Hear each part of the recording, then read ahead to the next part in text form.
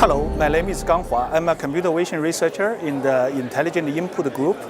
Today I'm going to introduce three pieces of work here, which will enable any users to render artistic style visual artifacts in good looking for both images and videos. So the first piece of work we're going to present is called a StyleBank, which is which is summarized in a paper we published in CVPR this year. In this piece of work, we propose an explicit representation of visual styles as a set of convolutional filters in decomposed image space. Because of this explicit representation, we can do faster rendering and faster incremental learning of different styles. Here, I show you some results here. As you can see, we can render the styles in a pretty consistent way for a large variety of different visual styles. So several advantages here is that it enables faster training of new styles. For example, if we want to we can fix most of the parameters fixed, and we only need to use 8 minutes to train a new model. Versus existing work usually needs several hours. The second thing is that we can quickly render new styles by holding the intermediate representation fixed, and we just need to swap the different filters. And also, we can easily do linear fusion of different styles by linear combination of the filters. What is even more importantly, we can do region-specific style fusion. For example, we can render different regions of the image with different visual styles.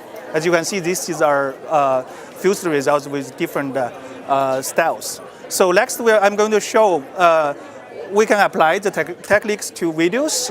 But as you can imagine, when you render the results frame to frame, it is going to have a lot of shimmering. So in this work, we propose a algorithm which can leverage the consistency across frames. We can generate much more stable video results. You can see the difference.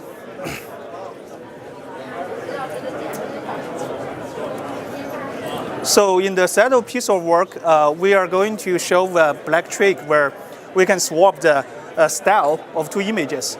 Traditionally, image analogy work, you have 3 input and 1 output. Here, we try to generate 2 outputs from a pair of inputs.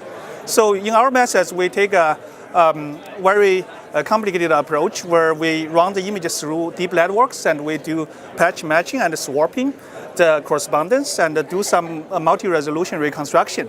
As a result, we dynamically show you that we can actually deform and just render the 2 images in different styles. Here, I'm going to present a little bit more results here.